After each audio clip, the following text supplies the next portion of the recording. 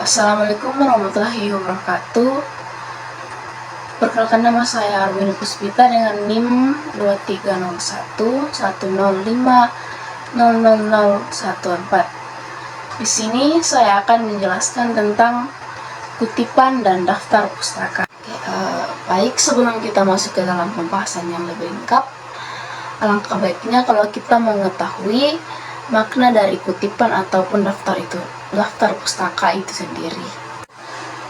Jadi kutipan adalah pendokumentasian teks yang diambil dari sumber lain yang dimasukkan ke dalam tulisan.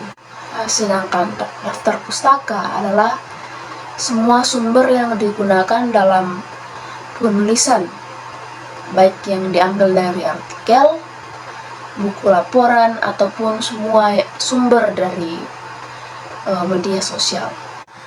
Jadi kutipan dan daftar pustaka ini sangat penting karena dapat membantu penulis untuk bersikap jujur dalam menuliskan karya ilmiah ataupun laporan-laporan yang lain.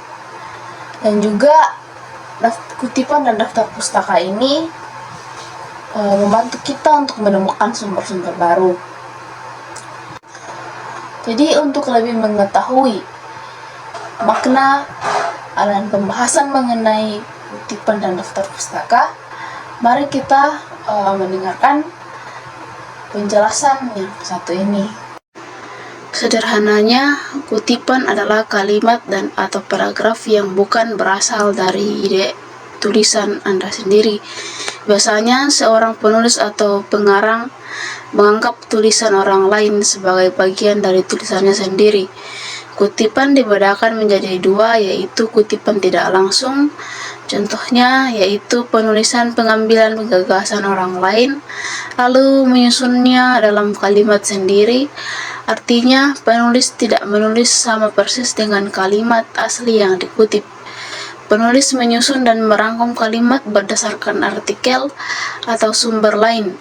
Kutipan langsung yaitu menulis ulang ide orang lain sesuai aslinya. Artinya, penulis menggunakan teknik copy paste langsung tanpa mengubah kalimat aslinya. Ada dua jenis kutipan langsung, yaitu kutipan langsung panjang dan penawaran langsung pendek. Kedua kutipan ini berbeda syarat dan ketentuannya. Kutipan langsung pendek adalah suatu cara penulisan kutipan yang dimaksudkan untuk menampilkan kata-kata kalimat dari sumber lain dalam bentuk yang tepat dan lengkap tanpa perubahan atau penyesuaian. Dalam penulisan kutipan langsung pendek dilakukan dengan yang pertama, menempatkan kutipan dalam tanda petik atau tanda kutip. Yang kedua, menampilkan kata-kata atau kalimat dengan akurasi dan ketepatan. Yang ketiga, tidak melakukan perubahan atau penyesuaian pada kata-kata atau kalimat tersebut. Tujuan dari kutipan langsung pendek adalah untuk memperlihatkan kata-kata atau kalimat asli dari sumber lain, sehingga pembaca dapat memahami konteks dan makna dari kata-kata atau kalimat tersebut. Kutipan langsung panjang adalah suatu kutipan yang berisi lebih dari 4 baris atau 40 kata dan diawali dengan tanda kutip dan diakhiri dengan tanda kutip juga. Kutipan langsung panjang digunakan untuk mengutipkan sebuah paragraf atau teks yang memiliki lebih dari 4 baris, sehingga membantu pembaca memahami konteks dan makna dari teks tersebut. Tujuan penulisan kutipan adalah yang pertama, membantu pembaca memahami ide, konsep, atau makna yang dikemukakan oleh penulis asli. Yang kedua, menunjukkan contoh penggunaan bahasa, gaya penulisan, atau stilistik yang unik dan spesifik. Yang ketiga, menambahkan validasi dan kekuatan argumentasi dengan menggunakan sumber yang reliable dan kredibel. 4. Membantu penulis dalam mengembangkan ide dan konsep dengan menggunakan karya lain sebagai referensi. Yang kelima, membantu pembaca dalam mengerti konteks dan historisitas dari suatu teks atau karya. Dalam penulisan kutipan, tujuan ini dapat dicapai dengan cara memberikan informasi yang relevan tentang sumber kutipan seperti nama penulis, judul, tahun penerbitan, dan halaman. Daftar pustaka juga dikenal sebagai bibliografi, adalah daftar lengkap sumber yang digunakan dalam suatu penelitian, artikel, buku, atau karya tulis lainnya. Daftar pustaka berisi informasi tentang sumber-sumber yang digunakan untuk mendukung argumentasi, tesis, atau jawaban pada suatu topik.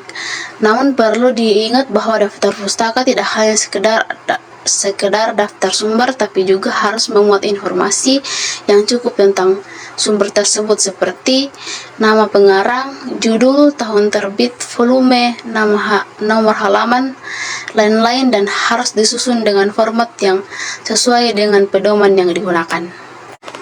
Jadi ada pun kesimpulannya, yaitu daftar pustaka atau bibliografi sangat penting dalam memberikan transparansi dan kredibilitas pada masalah penelitian. Kutipan yang tepat sangat penting dalam menjaga integrasi akademik dan menghindari plagiarisme.